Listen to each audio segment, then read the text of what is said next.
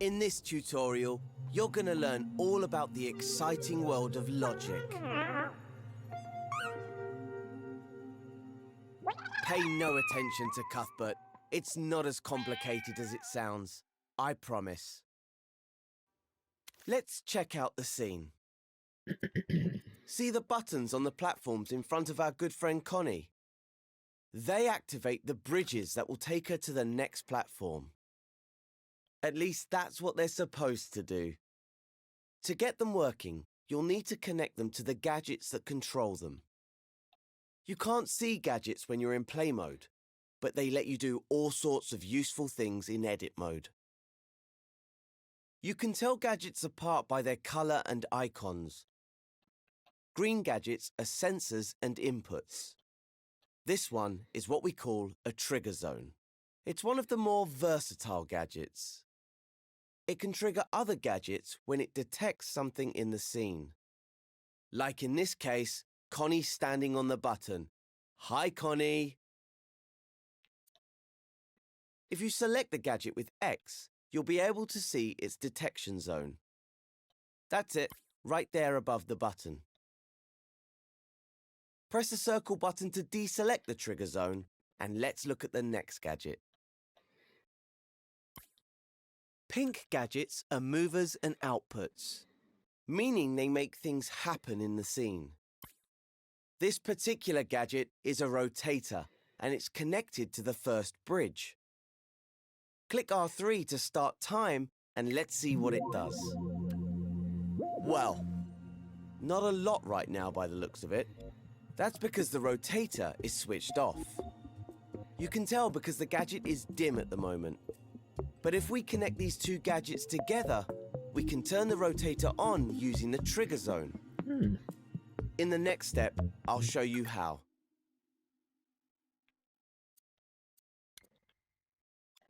Before we start connecting things, make sure you can see both gadgets.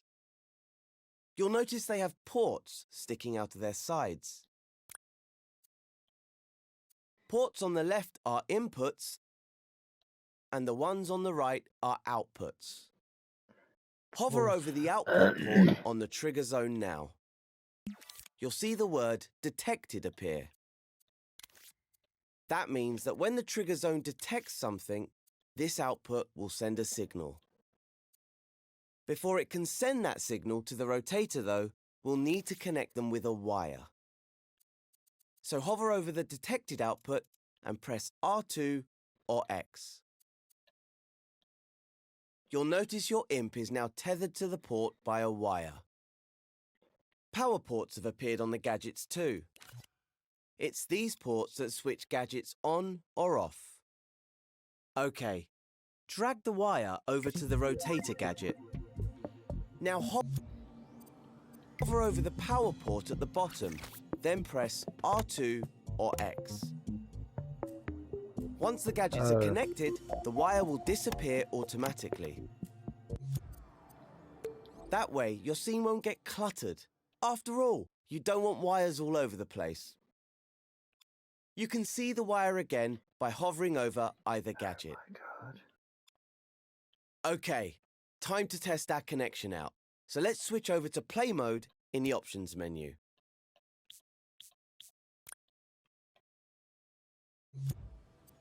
That's more like it.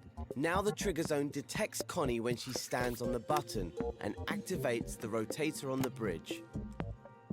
As soon as she steps off, the rotator stops working. You can use the button to get the bridge lined up with the platform.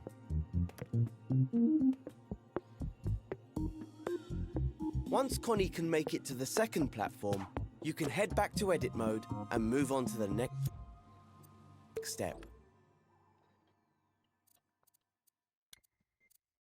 Now that we've connected the rotator, let's take a look at the second platform. See the yellow gadget on its side? This gadget isn't a sensor or an output. It's called a microchip. Microchips are used to organize logic in scenes. You can think of them as boxes of gadgets and wires. Let's have a look inside. Hover over this one with your imp. Hold L1 and press X. It's just like scoping into a group of objects. Oh my God. This window is the Microchips canvas.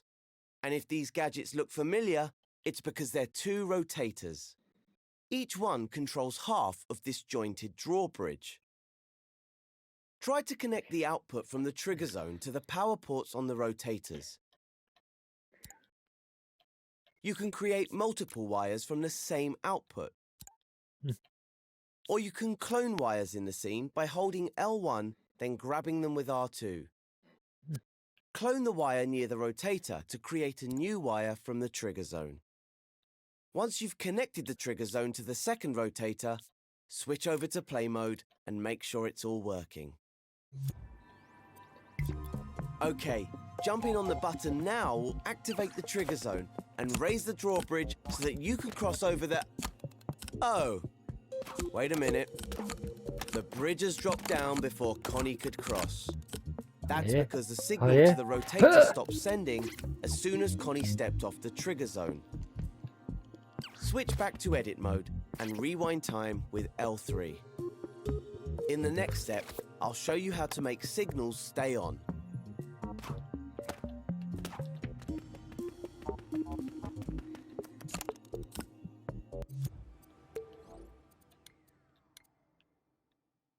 If we want the bridge to stay up, we'll need to add a gadget between the trigger zone and the rotator to keep it activated.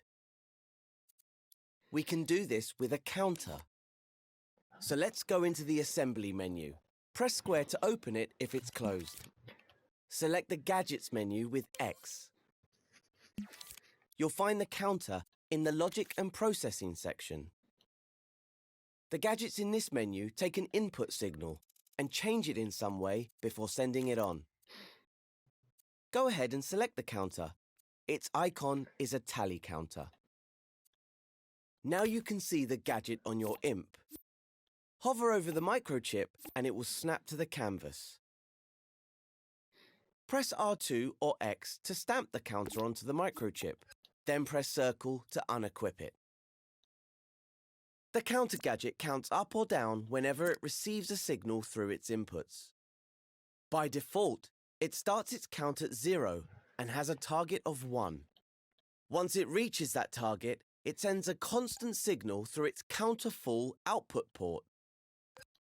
Before we connect it though, let's tidy up the wires connecting the trigger zone to the rotators. Just hover over them and press triangle to delete them. Now press R2 or X over the detected output of the trigger zone to create a new wire. Connect it to the increase count input port on the counter.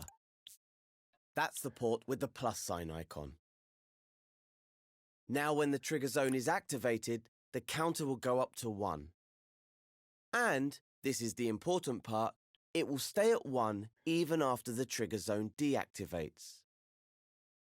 Now hover over the counter-full output port of the counter. This port sends a signal when the counter reaches its target. Create a wire with R2 or X and connect it to one of the rotator's power ports. Then do the same for the other one. Time to switch to play mode and try out our new connections.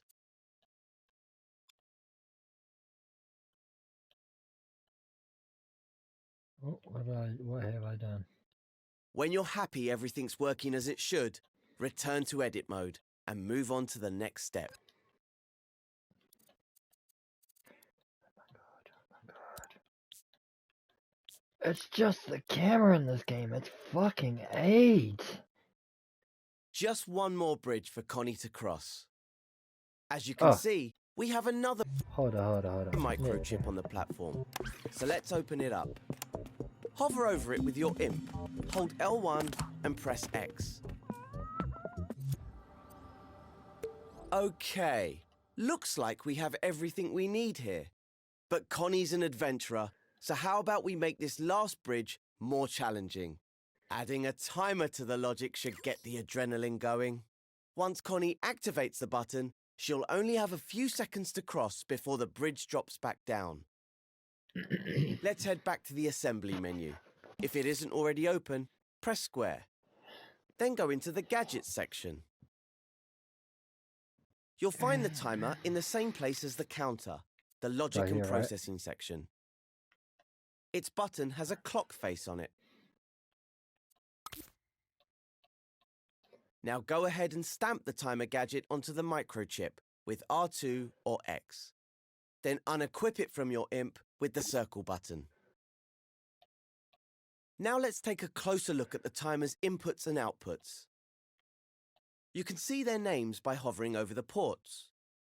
The first input is a start timer port. Once this receives a signal, it will start the clock. The second one is reset timer, which sets the time back to 0. Over on the output side, we have timer finished and timer output. Timer finished sends a signal when the timer reaches the required number. It's set to 5 seconds by default. Timer output is a little more sophisticated. The signal it sends represents the timer's current progress. If, let's say, it's only halfway to its target, the signal it sends will be half strength. So how do we connect this so the bridge only stays up for a few seconds? Well, we need the bridge to be raised while the timer is running. So create a wire on the timer output with R2 or X. Remember how we used the counter on the previous platform? We can use one here too. Just like before, connect the wire to the counter's increase count input. Then connect the counter full output to the rotator's power port. Time to see if it works. Click R3 to test it out. As you can see, since the timer isn't connected to a trigger yet, the clock starts ticking as soon as we play the scene. The bridge goes up, but doesn't drop down when the timer finishes. That can only mean one thing. There's a problem with the logic. If you'd like to figure it out for yourself, feel free to check the gadgets and see what's wrong. Or move on to the next step and we'll go through it together. Is it because we didn't connect this?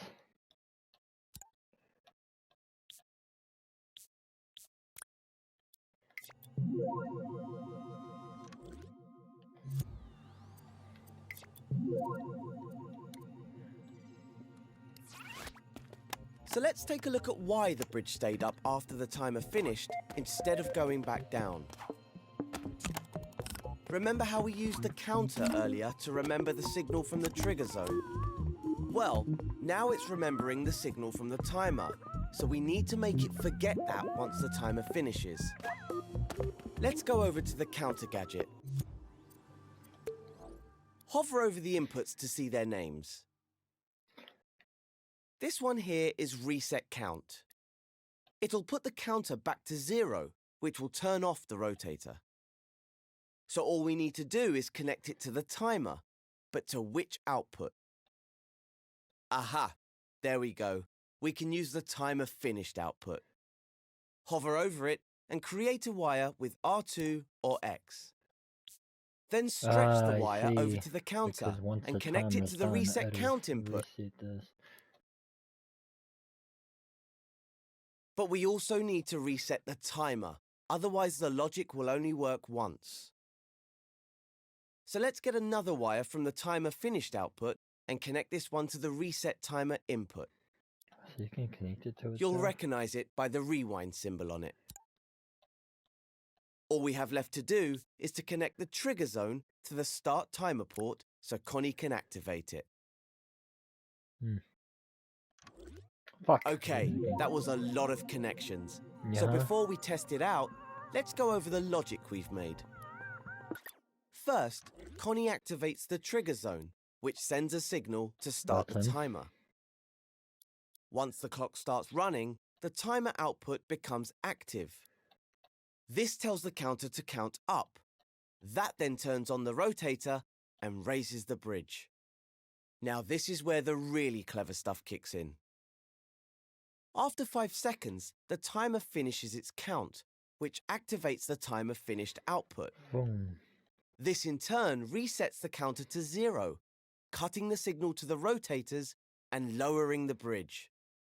And let's not forget, It also resets the timer, so the logic can be triggered again if Connie didn't cross the bridge the first time. Isn't logic exhilarating? Take your time digesting all that. Logic is easier to read if you route your wires neatly. Grab wires with X to change their paths.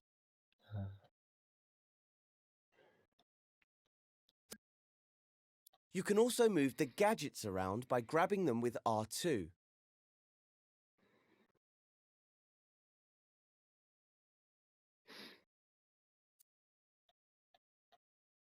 Feel free to test it out in play mode, but don't leave the scene just yet.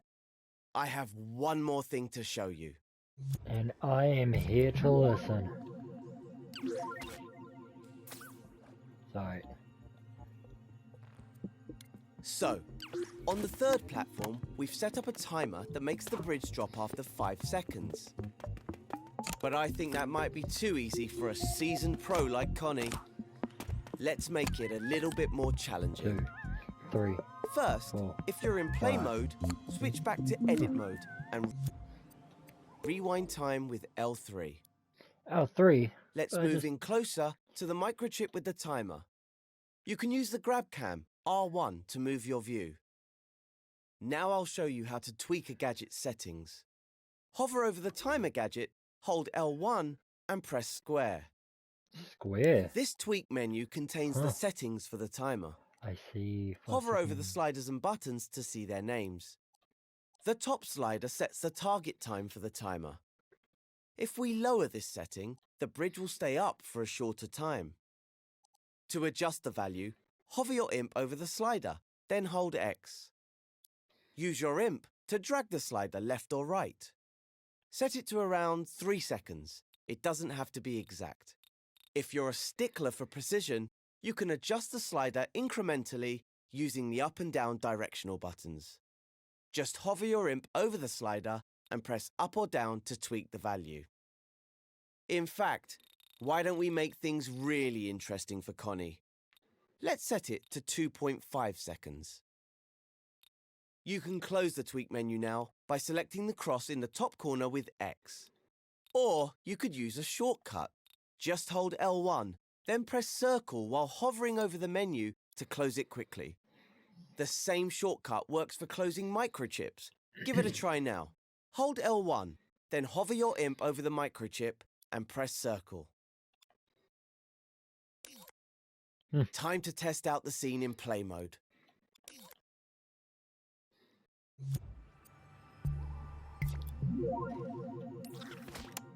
If you have any problems crossing that last bridge, you can always tweak the timer again in edit mode.